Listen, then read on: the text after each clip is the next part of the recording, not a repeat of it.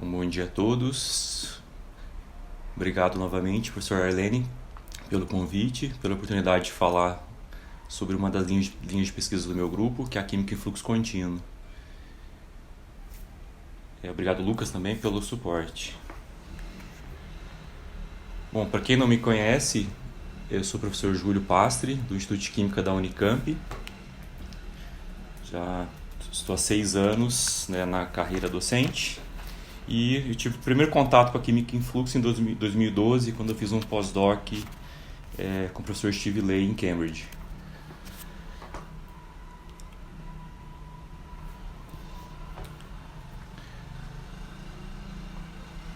Nessa apresentação eu selecionei alguns exemplos do grupo, principalmente, para falar para vocês sobre a química em fluxo contínuo. Então, boa parte da apresentação eu vou focar em alguns princípios, alguns conceitos fundamentais, importantes para a química em fluxo, e também, através de algumas aplicações, eu vou mostrar por que existe o interesse em se efetuar reações em modo contínuo. A química em fluxo ela faz parte do rol das Enabling Technologies, que é o termo em inglês. Em português a gente fala em tecnologias capacitadoras. Mas especificamente para a química orgânica sintética. A gente já tem pelo menos 4 Enabling Technologies disponíveis. Banhos ultrassom, na sonoquímica, fornos micro-ondas para síntese assistida por micro-ondas. Mais recentemente também surgiram esses moinhos de bola para efetuar reações principalmente sem solventes, que é dentro da mecanoquímica. E a química em fluxo contínuo ela surgiu principalmente há uns 15 anos na área acadêmica. É importante falar, por isso que eu coloquei esse gráfico que mostra o número de publicações na área de química em fluxo nos últimos 15 anos. Observem que existe uma tendência crescente de publicações, mas a química em fluxo, o processamento contínuo em si, ele não é novo. Ele já vem sendo utilizado pelas indústrias químicas de base e indústrias petroquímicas há muito tempo. Boa parte desses processos eles são efetuados em regime contínuo. O que tem de novo na química em fluxo foi a adoção do regime contínuo pelo pessoal da área acadêmica, principalmente nos últimos 15 anos. E isso foi possível graças à popularização ou ao surgimento desses sistemas para se efetuar reações em modo contínuo em escala de laboratório. Então foi isso que permitiu essa popularização ou adesão da química em fluxo pelo pessoal da área acadêmica. Tá?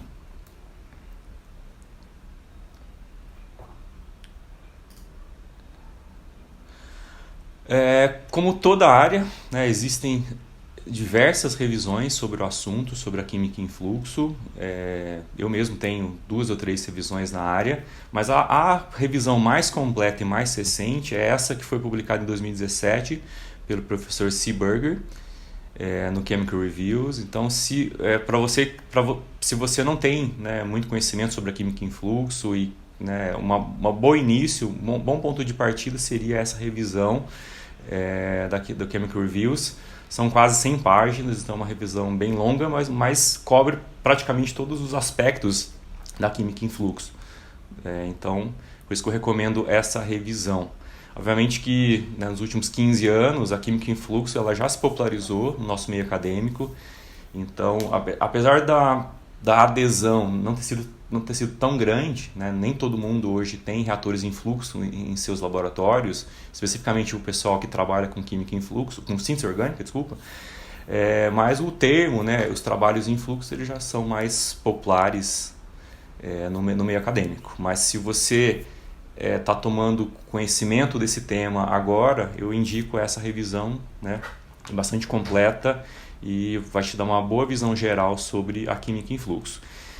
Existem alguns ícones que são utilizados nos trabalhos em fluxo contínuo, então eu coloquei alguns deles. Então, tanto nessa revisão, né, nos trabalhos que as pessoas publicam e na minha apresentação, eles vão aparecer. Então, esse primeiro significa uma bomba, um looping de injeção, um reator tubular, esse ícone significa uma coluna, reguladores de pressão, pontos de mistura, né, onde as correntes se encontram, reator tipo chip e reatores gás líquido. Tá? Então, só alguns para dar um exemplo.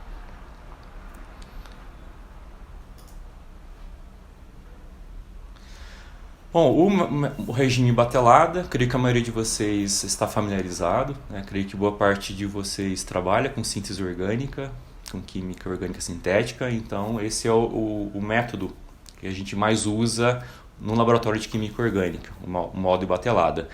Nesse método, os reagentes eles são carregados no reator, deixados reagir, né? E o produto ele é coletado no final, né? Quando a reação terminou, e a partir dos procedimentos de Workup. Tá? Então, esse é o método tradicional de se efetuar reações em regime de batelada. Em fluxo contínuo, por outro lado, os reagentes eles são bombeados continuamente através do reator. O reator, tipicamente, ele é tubular, né? Ele tem essa geometria, e o produto ele deixa o reator também com uma corrente contínua. Ou seja, a reação ela acontece ao longo do comprimento do reator. Então, quanto maior for o reator, o comprimento dele, mais tempo a reação vai ter para acontecer. Então, esses são os dois métodos e as diferenças principais. Tá? No método, você carrega os reagentes, deixa reagir, coleta o produto no final, quando a reação terminou, e no modo fluxo contínuo, os reagentes eles são bombeados continuamente, a reação acontece de forma contínua e o produto ele sai do reator também de forma contínua.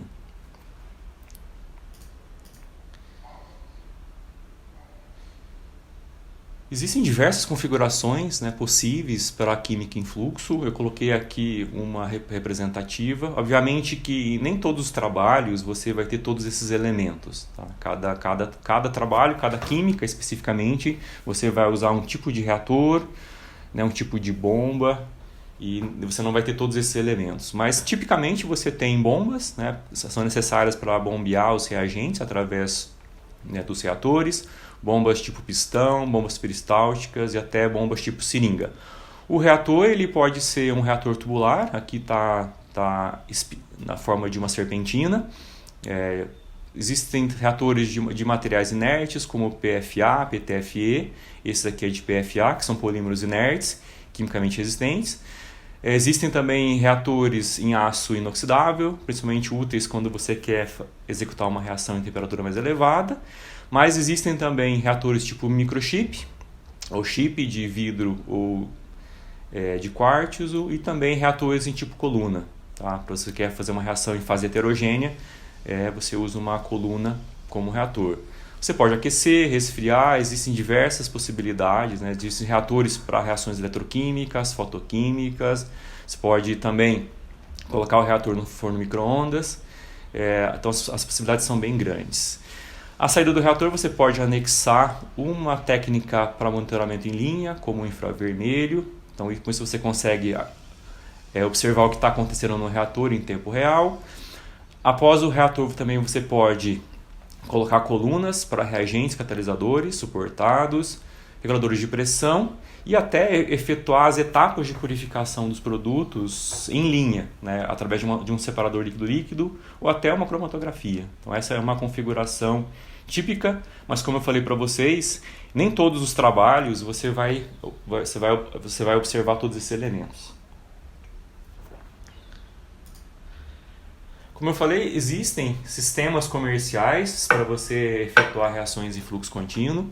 Esses dois de cima eu tenho um laboratório e esse de baixo é o da Ciris, que também vários pesquisadores aqui no Brasil têm em seu laboratório. Por isso que eu coloquei esses três, são os mais comuns. Mas existem outras empresas que também fabricam reatores para regime contínuo, mas para escala de laboratório. Obviamente que eles têm um custo relativamente elevado, Mas isso não é impeditivo para você começar a efetuar reações em fluxo contínuo. Basta você ter uma bomba tipo seringa, né, no seu laboratório e confeccionar esses reatores empregando esses consumíveis para HPLC, por exemplo. Então é bastante comum você ter no laboratório, você conseguir comprar esses tubos inertes, né, de PFA ou PTFE, e essas conexões que você coloca nas pontas do tubo e consegue confeccionar então um reator. E depois você pode colocar num banho de aquecimento, banho de refrigeração, né, e conectando numa bomba tipo seringa, você consegue então começar a trabalhar em fluxo contínuo. Tá? Obviamente que tem algumas limitações, né, principalmente as bombas tipo seringa, elas não trabalham pressurizadas, então se você quer trabalhar numa condição pressurizada, aquecer o solvente, por exemplo, acima do ponto de ebulição, então não vai ser possível. Tá? Mas se for uma reação que acontece próxima à temperatura ambiente, você consegue utilizar uma bomba tipo seringa. Aí, em termos de escala, né, para a química em fluxo, você tem desde a escala nanolitros, até a escala de litros.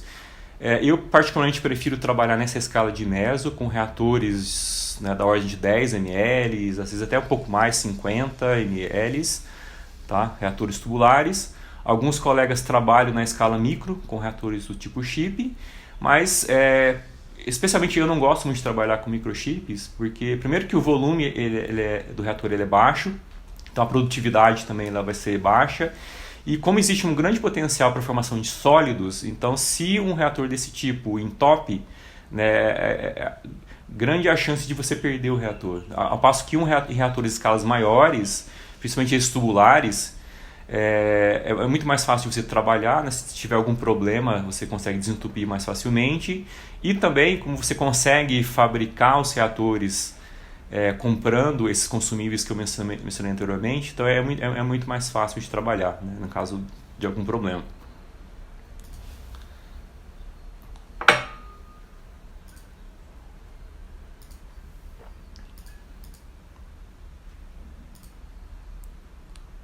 Desculpa. Bom, existe uma série de razões que justificam você efetuar reações orgânicas em modo contínuo, né? Tem uma lista grande, eu não vou detalhar elas nesse momento. Eu escolhi alguns exemplos para mostrar para vocês essas vantagens, né? Qual o benefício que a química em fluxo pode trazer para a química orgânica sintética, mas principalmente, né, essas vantagens, esses benefícios estão relacionados com uma melhor mistura dos reagentes, uma mistura mais eficiente e uma melhor transferência de calor e massa. Isso tudo é consequência dessa elevada razão entre a área superficial e o volume do reator. Aqui, a título de exemplo, se você tem um reator com essas dimensões, né, mimetizando um reator batelada, se você diminui, né, o tamanho dele, miniaturiza esse reator, você pode chegar numa condição como essa, né? Digamos que você espichou o teu reator.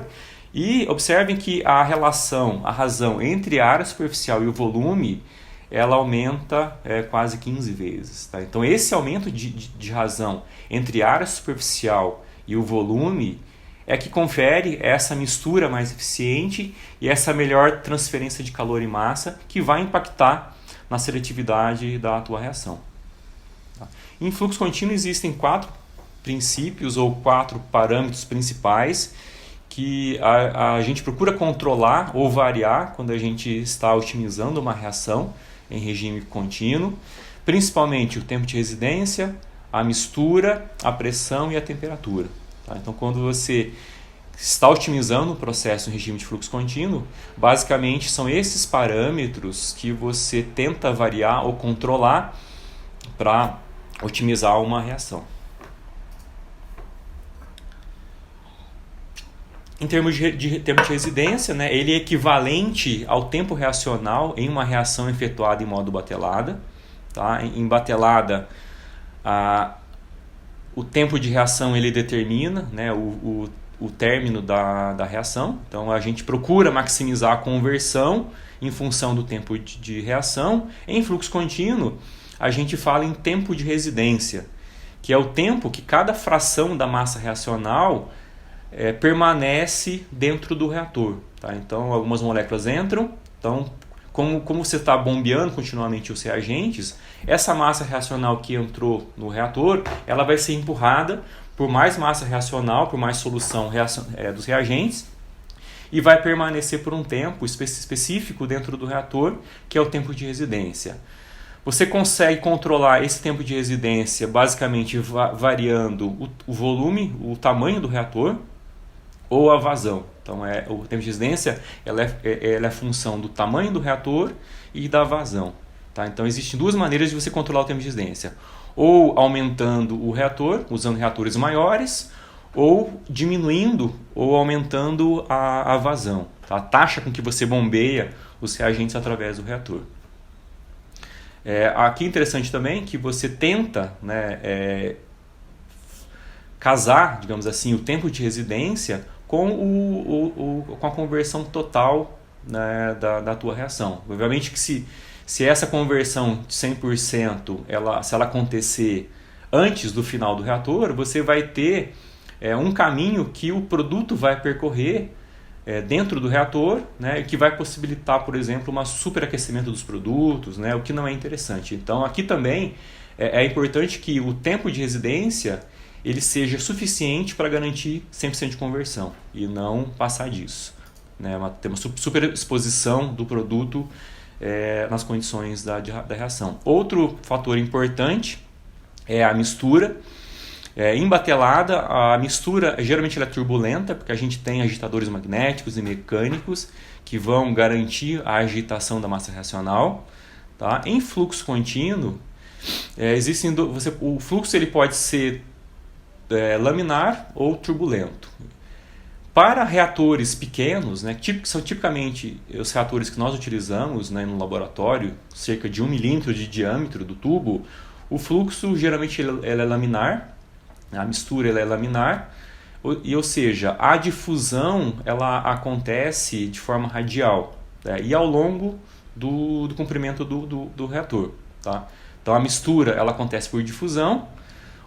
Por exemplo, se você está misturando duas correntes com reagentes diferentes, elas vão se encontrar nesse ponto e vão correr paralelamente, e a mistura ela vai correr por difusão. Uma solução vai se difundindo na outra até que você tenha uma mistura, uma solução homogênea. Tá? Apesar, né, da difusão ser proporcional à distância, ela é bastante rápida. Tá? Acontece em poucos centímetros ou milímetros do reator, você já tem uma mistura bastante completa e eficiente. Obviamente que se você quer uma mistura turbulenta em fluxo contínuo, basta você adicionar o que a gente chama de misturadores estáticos. Então você dentro do reator, você coloca esse tipo de dispositivo que vai fazer com que o fluxo passe por canais preferenciais, né? Você vai criar esse caminho, né, no fluxo, no caminho da solução reacional, que vai fazer com que a mistura seja mais eficiente. Tá? Então você consegue, em regime de fluxo contínuo, ter também uma mistura turbulenta.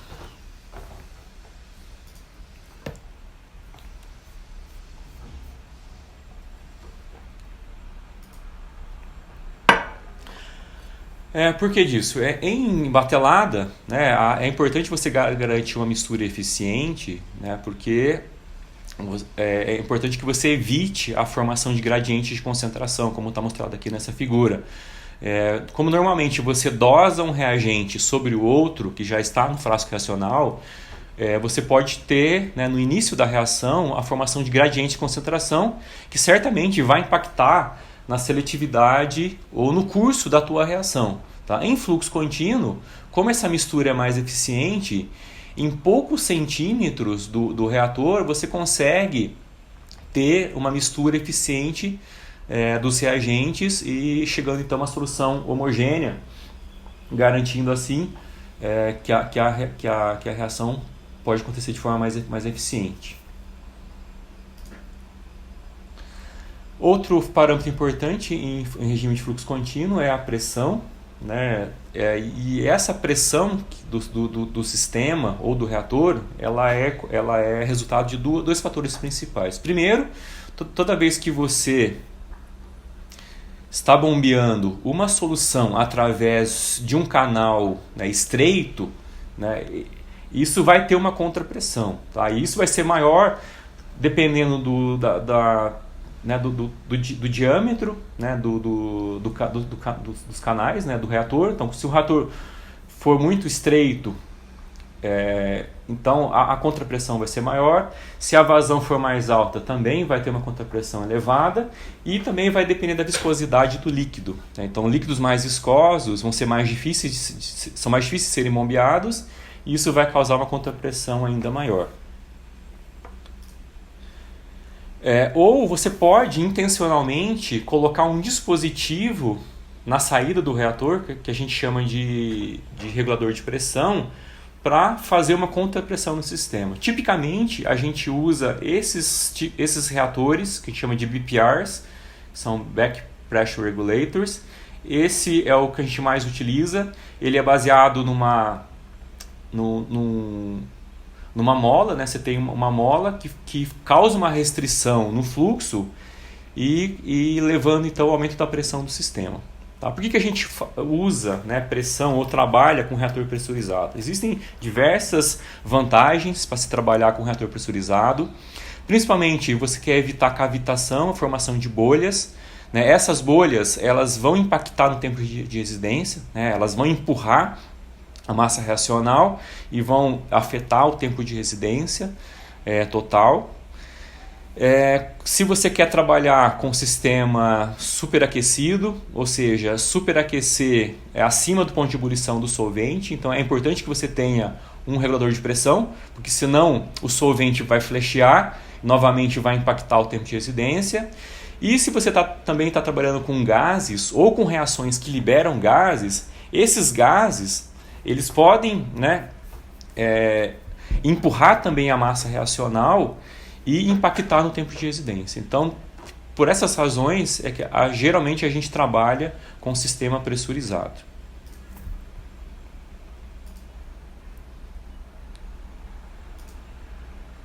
E, finalmente, o quarto parâmetro-chave para a química em fluxo é a temperatura. Em batelada, a gente sabe que a formação de impurezas elas acontecem em pontos quentes na massa reacional. Tá? Então já existem estudos que mostram que o perfil de impurezas ele é bastante afetado pela formação de pontos quentes.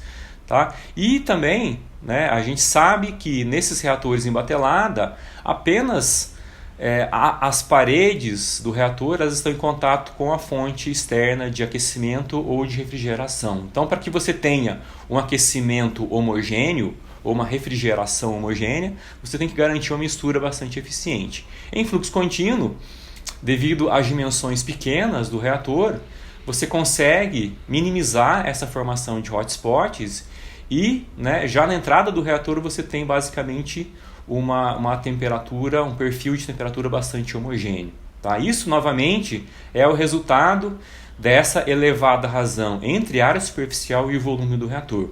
Tá? Em fluxo contínuo, você consegue fazer esse controle mais eficiente da temperatura. Em batelada, como o controle é mais difícil, você pode então ter o risco, né, de formação de impurezas, né? E também tem o problema da formação de embalamento térmico, que a gente fala, né, que é a reação superaquecer e você perder o controle dessa reação. Em batelada, né, geralmente esse é o perfil de temperatura. Quando você começa a aquecer uma reação, você leva um tempo para você atingir a temperatura desejada e, né, nessa área então você tem um gradiente de temperatura que pode impactar a tua reação. Em fluxo contínuo, tanto o aquecimento como o resfriamento ele é mais homogêneo, tá? Que é exatamente uma situação ideal para qualquer reação que você esteja trabalhando.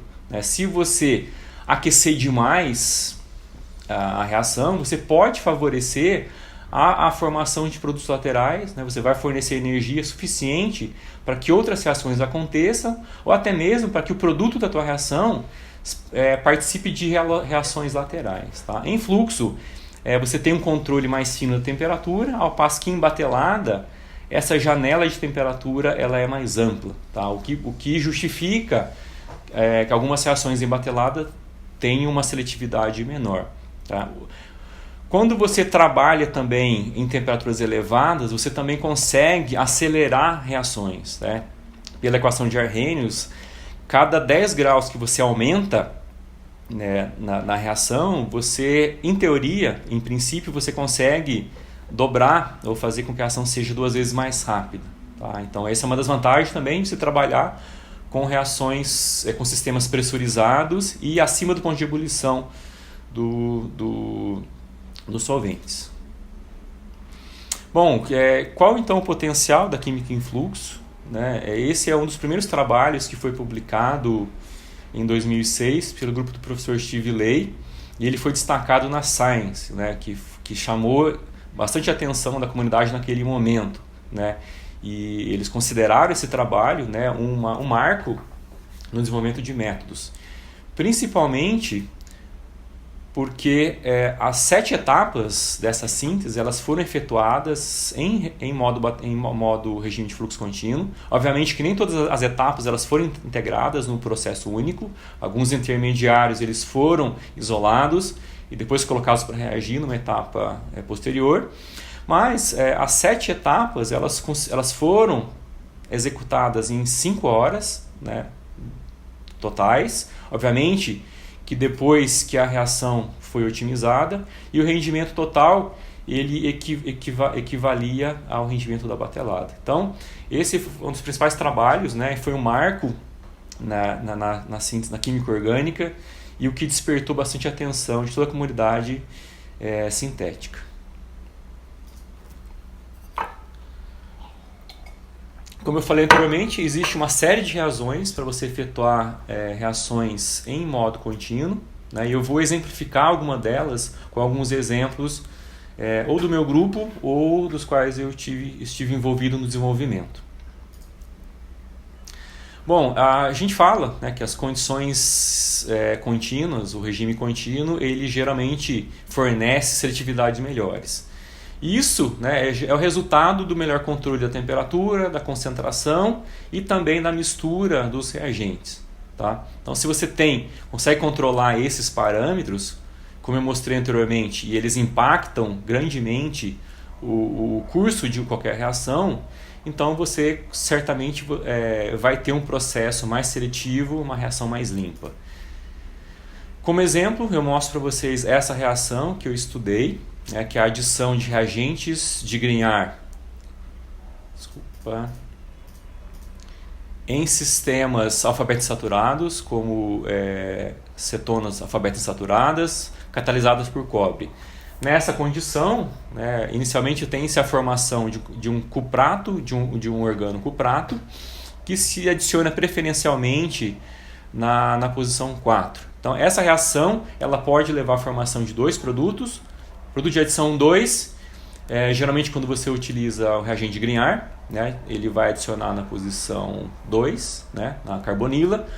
Na presença do cobre, ele vai formar o cuprato, que vai se adicionar principalmente na posição 4. Então, em batelada, essa reação tipicamente tem um rendimento baixo e a seletividade é de 90 para 10 em favor do produto de adição 4. Em fluxo contínuo, né, apesar de você ter apenas uma quantidade catalítica do cobre no meio reacional, em contato com quantidades estequiométricas do reagente de Grignard, né, nesse ponto, a reação ela levou a uma seletividade de quase 100%, né? Basicamente, só foi detectado o produto de adição 4 em um rendimento bastante elevado. Tá? Isso mostra, né, o potencial da química em fluxo para melhorar a seletividade de algumas reações. Isso, obviamente, que foi também o resultado do workup ou do quench, né, que foi feito em linha também. Tá? Em batelada, o rendimento geralmente ele é prejudicado porque você tem reações aldólicas competitivas que acontecem justamente no workup, né, quando você vai isolar o produto. Tá? Em fluxo contínuo, como o workup foi feito em linha, isso minimizou a formação dos produtos laterais.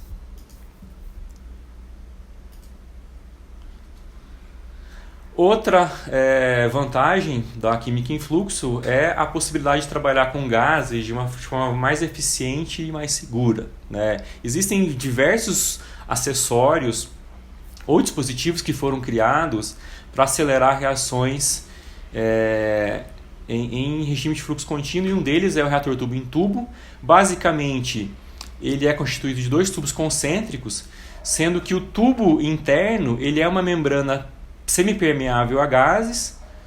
Aí ele já foi utilizado para uma série de gases, uma série de reações que empregam diferentes gases. Essa membrana ela é quimicamente resistente, tá? E é uma maneira de você trabalhar com pequenas quantidades de um gás em escala de laboratório, né? Obviamente que existem reatores pressurizados para você trabalhar em batelada, mas eles têm um valor elevado. E tem a questão do aumento da escala, né? Que se você quer aumentar a escala, isso pode trazer problemas com relação à segurança. Quando eu tive contato com esse sistema, com esse reator tubo em tubo, o meu objetivo foi avaliar como que alguns parâmetros afetavam a captação de amônia em uma corrente líquida, né? Porque você pode ter 2 configurações, ou com o líquido interno e o gás no tubo externo, ou a configuração contrária. Tá? Basicamente foi isso que nós estudamos, né? A temperatura ela tem um efeito, e também a concentração de amônia ela era dependente do tipo de solvente, né? Com solventes mais polares, obviamente, resultaram em concentrações maiores.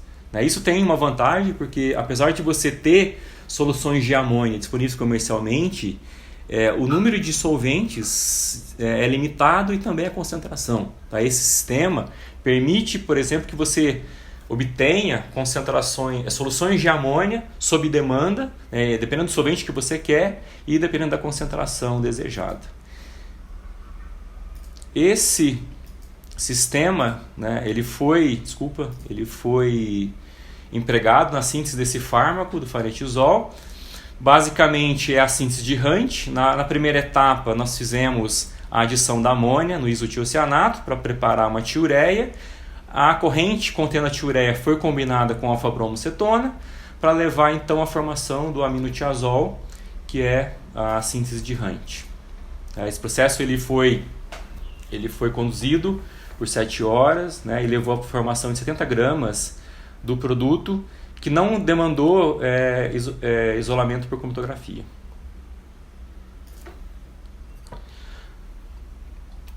Outra vantagem da química em fluxo é a possibilidade de você trabalhar em leito fixo, né? Então, se você tem um catalisador heterogêneo ou um reagente suportado, é muito mais vantajoso você trabalhar em leito fixo, né? Ou seja, colocando esse catalisador suportado dentro de uma coluna e bombeando a solução dos reagentes através dessa coluna, né? Permitindo então que a reação aconteça ao longo do reator. Existe uma série de vantagens quando você compara com o modo batelada, principalmente a separação do produto ou dos produtos, ela é facilitada, né? Porque o catalisador ele está aprisionado dentro da coluna, então a purificação, o isolamento do produto é facilitada. Nessa condição você não tem agitação mecânica, como acontece em batelada, e essa agitação mecânica em batelada ela pode degradar o suporte e assim impactar o reciclo e o tempo de vida do catalisador. Em fluxo contínuo ou leito fixo você não tem agitação mecânica, e isso vai facilitar o reciclo do catalisador e vai dar a ele um tempo de vida maior.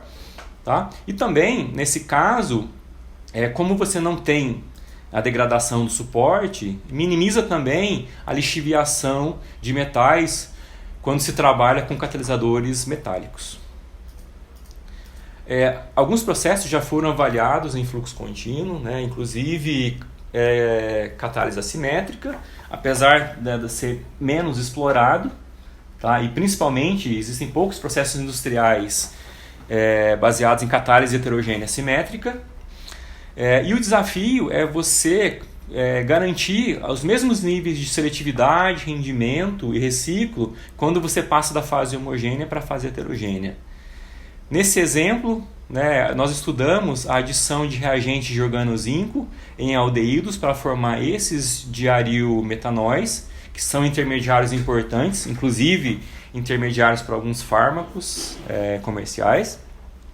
Nós imobilizamos alguns ligantes do tipo aminoálcool em resinas de Merrifield e Wang, e ao empacotar esses ligantes em colunas de leito fixo e avaliar a reação em regime de fluxo contínuo, nós observamos que em fluxo a reação ela acontece com níveis de seletividade comparáveis ao método batelada, mas em tempos de reação muito menores.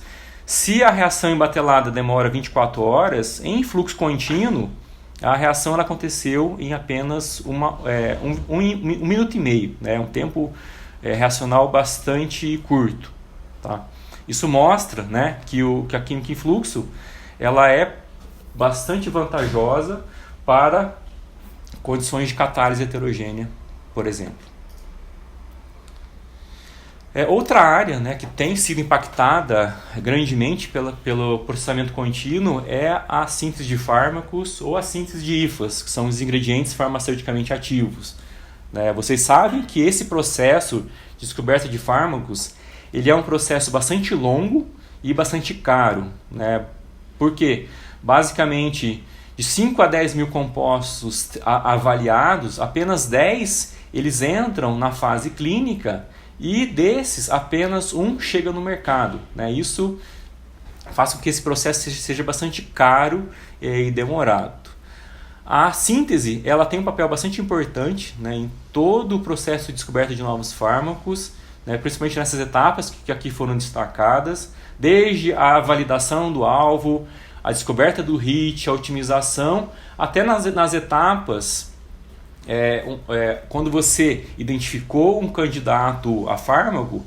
Nesse momento é importante que a síntese dele seja escalonável. Então a síntese orgânica ela atua, tem um papel bastante importante em todas essas etapas. Em batelada, a cada ciclo, você precisa aumentar a escala. Por quê? Porque para cada fase do desenvolvimento você precisa fornecer material para estudos in vitro, estudos in vivo e depois nas fases clínicas para estudos com humanos, com grupos maiores de voluntários, de pessoas. E em cada fase você precisa fornecer material suficiente para viabilizar esses estudos. Em batelada, quando você aumenta a escala, em cada ciclo você basicamente tem que reotimizar o processo, porque o escalonamento ele não é direto. Quando você aumenta a escala, o tamanho do reator, você tem uma piora naquela razão entre área superficial e volume, que impacta, obviamente, na seletividade e no rendimento da tua reação. Idealmente, você deveria ter um processo que fosse capaz de fornecer a quantidade de material que você tem interesse, ou deixando o reator funcionar por um dia, por um mês ou por um ano, e sem ter que efetuar essas várias etapas de otimização ou reotimização do processo a cada aumento de escala. Em fluxo contínuo, existem várias formas de aumentar a escala, e a mais simples é você deixar o sistema trabalhando pelo tempo necessário para fornecer o material que você deseja. É aquele princípio. Se você quer encher um copo de água ou uma banheira, a torneira é a mesma, basta você deixar a torneira aberta pelo tempo desejado, para encher um copo, uma garrafa ou uma banheira, ou até uma piscina. Tá? Esse é o princípio que está por trás desse aumento de escala em fluxo contínuo.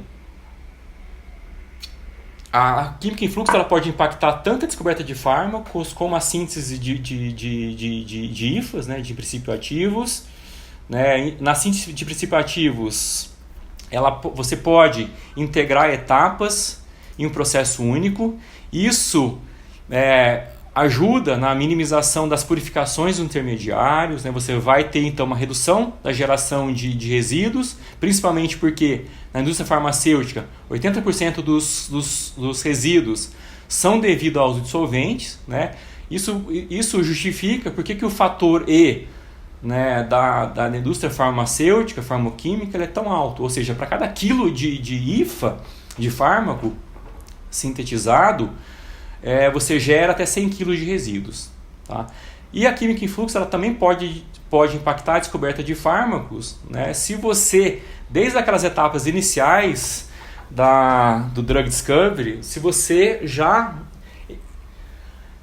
aplicar o processamento contínuo ou os reatores em fluxo contínuo para você gerar bibliotecas de compostos, para você triar condições de reação e até mesmo para você aumentar a escala quando você for evoluindo no processo de descoberta de novos fármacos.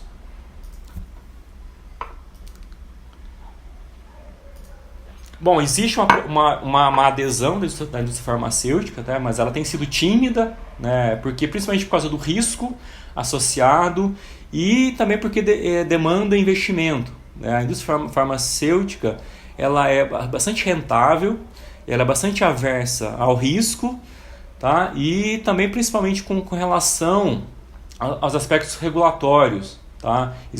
Existe uma dúvida grande, né, por parte da indústria farmacêutica com relação aos aspectos regulatórios, mas o FDA ele já fez, né, alguns documentos para orientar as indústrias farmacêuticas e farmoquímicas na adoção do processamento contínuo para a aprovação de novos fármacos. Desculpa.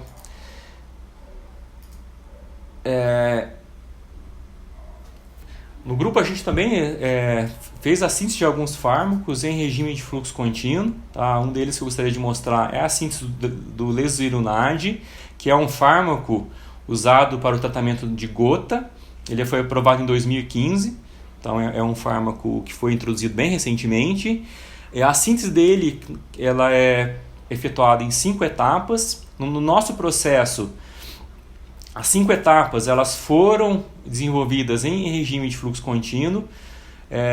As 3 primeiras etapas elas foram integradas em um processo único, como está aqui apresentado, ou seja, a condensação dessa acil-hidrazida nesse isotiocianato para formar essa tiosemicarbazida, a ciclização em meio básico para formar esse triazol, a alquilação do enxofre, né, para formar esse intermediário, rendimento bastante elevado para 3 etapas, sem a necessidade de purificar e de isolar os intermediários de cada uma das reações.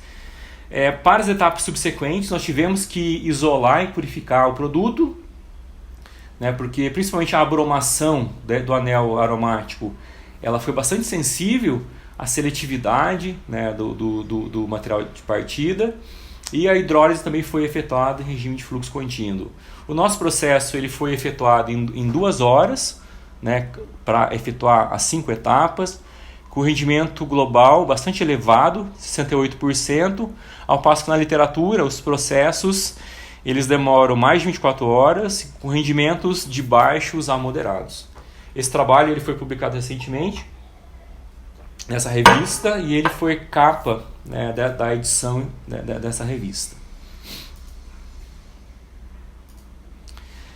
Como eu falei, a química em fluxo também pode impactar na descoberta de novos fármacos, principalmente na geração de bibliotecas de compostos, quando você está naquelas fases iniciais do desenvolvimento, em que você precisa triar, fazer a avaliação de um grande número de compostos. Então, se você já nessa fase inicial consegue preparar a biblioteca de compostos em fluxo contínuo, variando os reagentes da tua síntese, rapidamente você consegue preparar bibliotecas de compostos que vão viabilizar estudos in vitro, né, que precisam geralmente de miligramas dos compostos, das substâncias, até estudos in vivo em animais, em que você já começa a demandar quantidades na escala de gramas, né, dos compostos que vão avançando nas fases do desenvolvimento. Tá? Então, esse trabalho, né, que também nós publicamos recentemente, ele exemplifica né, como que a síntese em fluxo, ou a química em fluxo, pode também impactar a área de química medicinal. Uma outra área que a gente tem trabalhado bastante é a aplicação da química em fluxo na conversão de biomassa, né, na química verde, principalmente.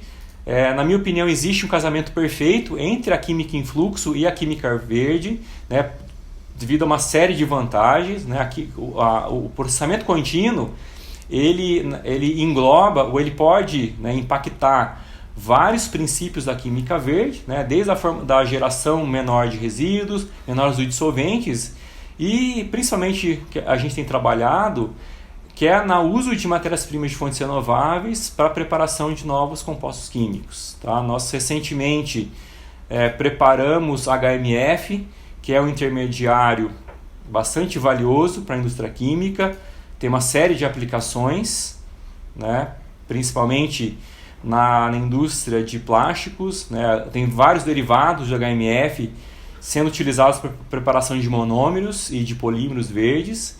Em fluxo contínuo, nosso processo ele se mostrou bem mais eficiente que o processo em batelada.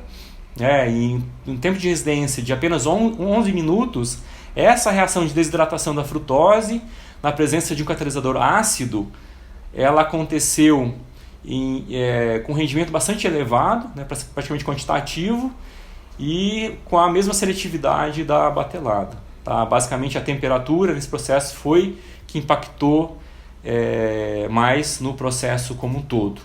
Tá? Aqui a gente fez, né, uma reação em leito fixo, imobilizando essa resina sulfônica, que é uma resina comercial, uma resina baseada em estireno de vinilbenzeno, e tem grupos ácidos sulfônicos, né, na resina, né, para promover essa desidratação. Outro trabalho que nós desenvolvemos recentemente foi o uso de terpenos para a geração desses monômeros de polimerização, que agora nós estamos utilizando para a preparação de novos polímeros verdes, novos poliésteres principalmente, e poliuretanas, ou seja, a preparação de novos materiais. Esses dienos, né, eles são oriundos de biomassa, são terpenos disponíveis comercialmente. Né, os terpenos eles são de origem de plantas, principalmente. Existe um número bastante grande de terpenos, e nós utilizamos aqueles que tinham esse sistema dieno, nessa reação de Diels-Alder com anidrido maleico, para preparar esse aduto, que em seguida teve a sua ligação dupla reduzida, novamente numa condição de catálise heterogênea, né, empregando uma coluna empacotada com paládio sobre carvão. E nós aqui também utilizamos aquele reator tubo em tubo que eu mostrei anteriormente para carregar hidrogênio na corrente líquida. Então esses adutos de Diels-Alder foram recirculados através do sistema para promover então a redução da ligação dupla presente nos adutos de Diels-Alder. Nós preparamos 7 derivados, né, esse é o rendimento global para as 2 etapas, e em rendimentos bastante elevados. Finalmente, outra área que é bastante relevante, né, dentro da química em fluxo é a possibilidade de você incorporar no teu setup ferramentas para monitoramento das reações, ou ferramentas analíticas. Né. Várias técnicas já foram acopladas aos microreatores contínuos, como ressonância, HPLC, CG, infravermelho. Elas trazem várias vantagens, né? Elas ajudam na otimização do processo, principalmente porque a cada mudança dos parâmetros da reação, você consegue saber o que está acontecendo ou qual o impacto dessas mudanças na tua reação, principalmente no rendimento e na conversão. Você pode avaliar a seletividade, a conversão, mas principalmente para essas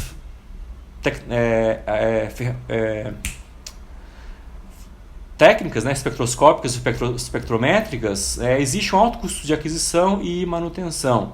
Foi pensando nisso que nós fizemos esse trabalho, em que nós utilizamos o Micronir, que é um dispositivo bastante compacto, ele tem um custo mais reduzido, né, quando se compara com aquelas outras ferramentas, né, que eu mostrei anteriormente. Então, na saída do reator, naquele mesmo processo que eu mostrei anteriormente, nós colocamos essa flow cell, basicamente uma cubeta, e o micronir, né? Então, foi possível monitorar o processo, porque nessa região nós vimos, né, um aumento da intensidade dessa banda, que é resultado, né, tanto da formação do produto, né, da carbonila, né, da segunda da banda de overtone da carbonila, e também da primeira banda de overtone da água, que é o coproduto do processo. Nós vimos que, variando a vazão, né, obviamente isso impactou no tempo de residência, o rendimento também foi impactado. Isso nós conseguimos monitorar, né, diferenciar perfeitamente, e esse processo ele foi monitorado por 40 horas, e nós conseguimos avaliar tanto a estabilidade do processo, o processo ele se manteve estável por 40 horas, e nós também avaliamos a reciclabilidade da Amberlist, que é o catalisador do processo, né? Então, em 40 horas, nós não observamos nenhum desvio de processo.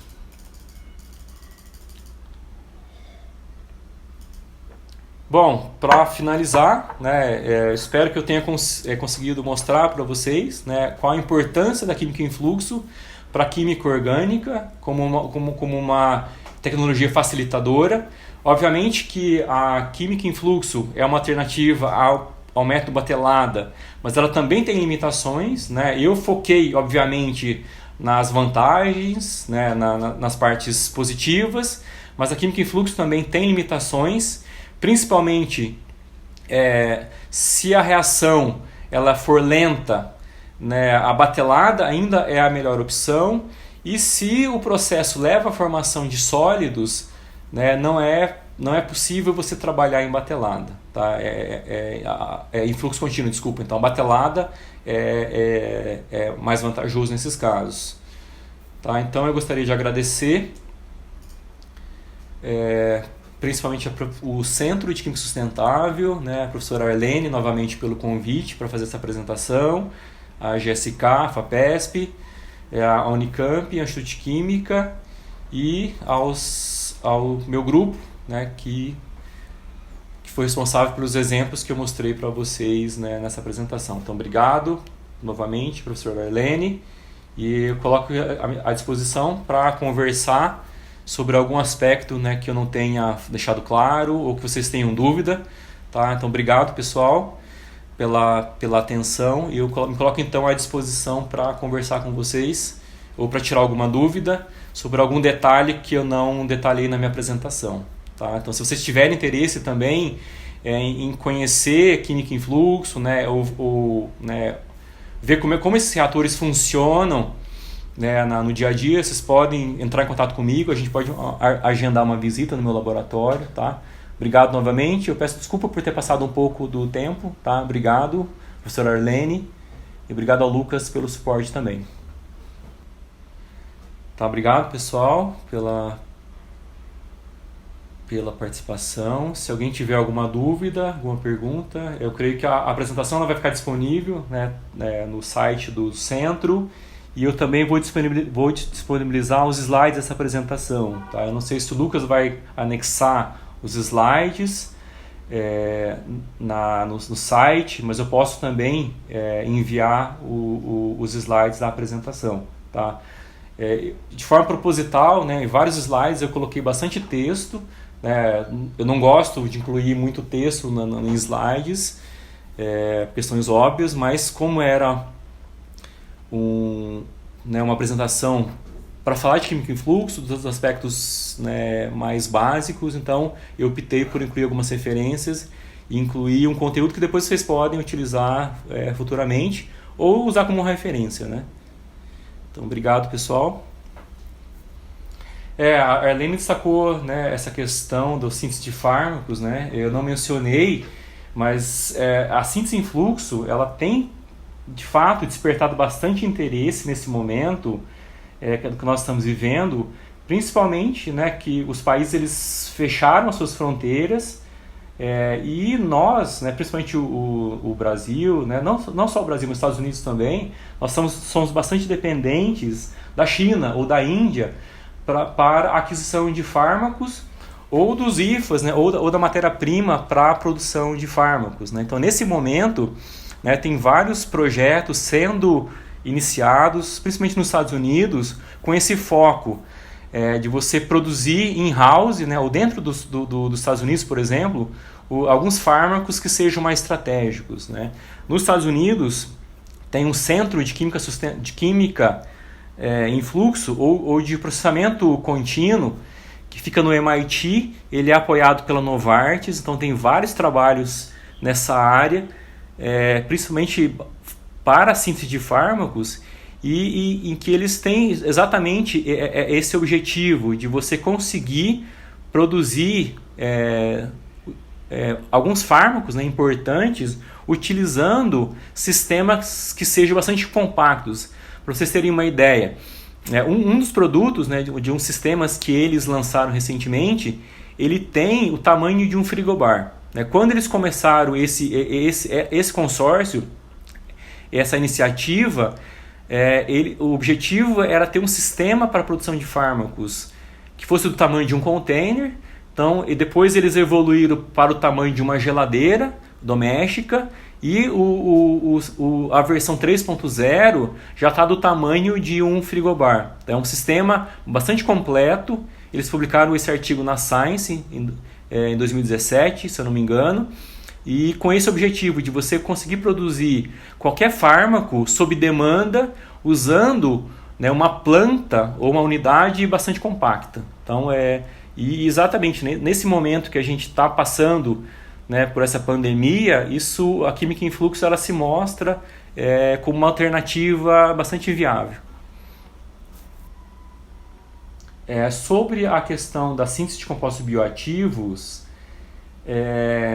bom, obviamente que, né, na descoberta de fármacos, o que vai determinar a síntese dos compostos é a atividade. Então, quem guia a síntese é a atividade. Então, você sintetiza uma biblioteca de compostos, faz uma primeira avaliação e, né, você faz uma avaliação dos resultados, né, e isso vai demandar a geração de outros compostos, né, para você ir otimizando tanto a potência da molécula, a seletividade, né, e também a questão dos parâmetros, né, da estabilidade metabólica, por exemplo. Então, isso quem vai determinar a síntese dessas moléculas é a atividade biológica. Né? É claro que se você tiver uma síntese já otimizada em fluxo contínuo, né, cada rodada de otimização, né, da molécula que você vai efetuar, você pode utilizar a mesma plataforma. Basicamente, você tem que utilizar os reagentes necessários para produzir o análogo de interesse. Tá? Então, você não tem que utilizar né, a síntese de uma forma diferente. Né? Uma outra pergunta, né, que me lembra essa pergunta, uma pergunta bastante típica, o que é mais vantajoso? Você usar a química em fluxo ou a batelada quando você vai avaliar uma reação nova? Então, essa é uma pergunta bastante típica. E a pergunta a resposta é batelada. Né? Se é uma reação que você não tem ideia de se ela funciona ou não, como ela se comporta, a batelada é melhor. Eu sempre falo para o pessoal que a química em fluxo ela não faz milagres. Né? Então, se é uma reação que em batelada ela não funciona, em fluxo contínuo, dificilmente ela vai acontecer. Né? Então, você consegue otimizar um processo, você consegue melhorar a seletividade, mas para descobrir novas reações, novas reatividades, a batelada ainda é a opção de escolha, a opção número 1. Tá? Bom, sobre a questão a pergunta da Jéssica sobre metabolismo secundário, essa não é bem a minha área, tá, Jéssica? A minha formação Química Orgânica Sintética, né? Eu sou Químico Orgânico Sintético de formação.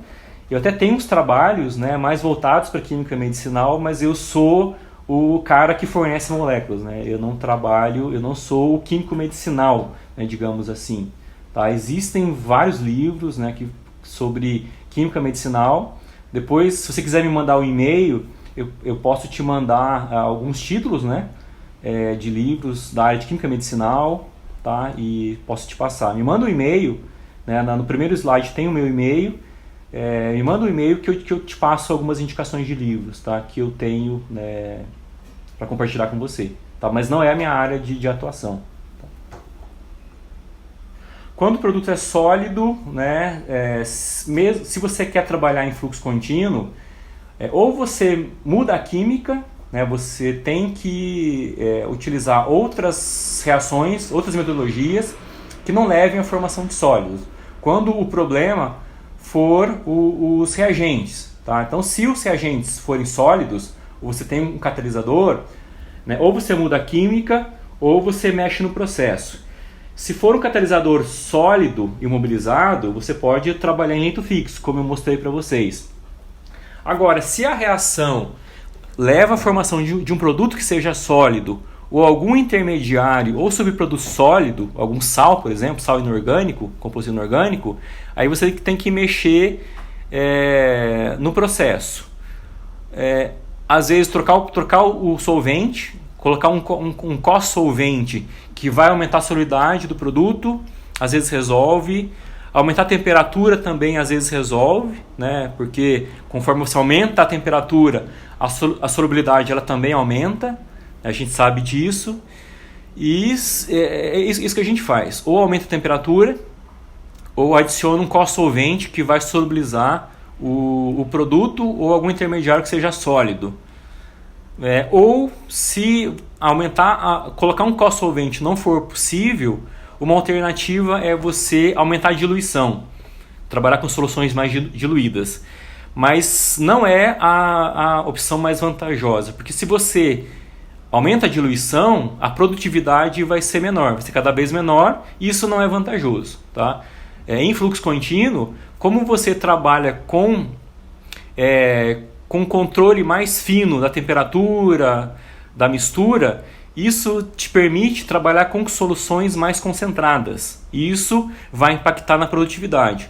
Quanto maior for a concentração da tua reação, mais produto você vai preparar por unidade de tempo.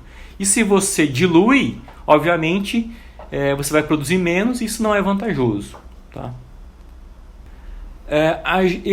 Particularmente, eu utilizo sistemas comerciais. Eu não desenvolvo reatores nem dispositivos para química em fluxo. Mas eu tenho colegas na engenharia química que trabalham, por exemplo, com microfabricação ou com desenvolvimento de dispositivos ou de novos reatores para química em fluxo de escala de laboratório. Um deles é o professor Harrison Santana, da engenharia química. Tá? Geralmente, o pessoal da engenharia química, os engenheiros químicos, que trabalham no desenvolvimento de novos reatores e de novos sistemas para a química em fluxo. Tá? Basicamente, eu sou um usuário, né? A gente tenta utilizar os sistemas que são disponíveis comercialmente, ou desenvolver sistemas, né, como aqueles que eu mostrei para vocês, homemade. Ou seja, nós compramos os tubos, as conexões, nós montamos reatores, né, no laboratório, principalmente porque é mais barato, né? Os reatores comerciais eles são muito caros, mas a gente não trabalha com o desenvolvimento de novos sistemas, mas existem, né, outros pesquisadores da área que trabalham com essa vertente, mas basicamente você precisa de engenheiros químicos, tá? Eu trabalho mais com químicos, com química orgânica sintética. Com relação à formação de produto viscoso, sim, né? Inclusive vários processos você trabalha com condições que a gente chama de NIT, ou puro, né? Que é você bombear o reagente puro, sem usar solventes. Então, se algum dos reagentes for líquido a temperatura ambiente, mesmo que ele seja viscoso, você consegue bombear. As bombas elas permitem o bombeamento de reagentes que sejam viscosos. E mesmo que o produto seja viscoso, como eu falei anteriormente, se você aumentar a temperatura, essa viscosidade vai diminuir, isso vai facilitar o bombeamento. Tá? Então, em vários processos, né, as pessoas tentam, né, no limite, trabalhar com condições NIT, que é você bombear um dos reagentes puro, né, sem uso de solventes, desde que ele seja um líquido. Se ele for viscoso, você pode aquecer o reservatório e você consegue bombear também. As bombas, elas permitem o bombeamento de soluções viscosas ou de reagentes que sejam líquidos viscosos. Pergunta do Rafael. Para reagentes líquidos, gás, o mix em temperatura é mais eficiente no flow comparado à batelada? Sim, porque em batelada você ou vai ter que pressurizar o reator, né, ou você vai ter que bombear o gás na solução. Né? E aí você tem o problema que eu falei, que é a relação da área superficial.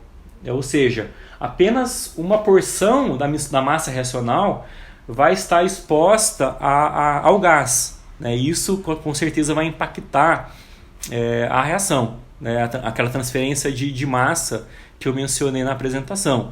Então, em fluxo contínuo, você pode trabalhar de diversas formas, né? Utilizando líquido e gás. Tem diversos reatores. Eu mostrei aquele reator tubo em tubo, em que você carrega o gás na corrente líquida, utilizando aquele reator, né? Ou seja, o gás ele vai estar dissolvido na corrente líquida. Mas existem outros reatores que você trabalha com plugs, né, de gás e de líquido. Você combina uma corrente líquida com a corrente de uma gasosa, e isso vai gerar plugs de gás e de líquido. E a reação ela vai acontecer na interface desse plug. Você vai ter né, pequenos plugs de gás e de líquido, que é o que a gente chama de slug flow ou Taylor flow. Mas tem vantagens e desvantagens, tá? Vai depender, né? Você pode utilizar esse slug flow ou você pode utilizar esses reatores à base de membrana quando você quer dissolver o gás na corrente líquida. Tem vantagens e desvantagens. Depende do que você tem disponível no seu laboratório. Esse reator tubo em tubo, ele parece ser um pouco complicado para montar, mas não é. Tá? A gente consegue montar no laboratório, empregando algumas peças que a gente consegue comprar facilmente, da Swagelog principalmente.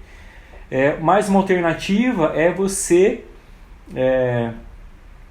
trabalhar, né, com esse slug flow que eu mencionei, e aí você vai ter plugs, né, plugs de gás e de líquido, né, que também é eficiente, tá? Mas aí você vai ter que né, controlar a vazão do gás para que você tenha os plugs do tamanho que você quer, tá? Nesse caso, geralmente é aconselhado você usar um controlador de massa, né, que é o Mass Flow Control, que é um dispositivo que vai controlar a vazão do gás. Aí esse dispositivo, geralmente ele é um pouco caro, tá? Mas é possível você trabalhar mesmo que você não tenha esse controlador de fluxo do gás. Aí você vai ter que controlar a abertura do cilindro do gás para que você tenha os plugs do tamanho que você deseja, né? Plugs pequenos, de alguns centímetros. Porque se o plug for muito alto, muito grande, aí a transferência de massa de uma fase para outra vai ser prejudicada. Mas eu particularmente prefiro trabalhar com esse reator tubo em tubo, né? Que ele é fácil de construir, e aí você consegue trabalhar com uma condição homogênea. Ou seja, o gás ele vai estar dissolvido na corrente líquida.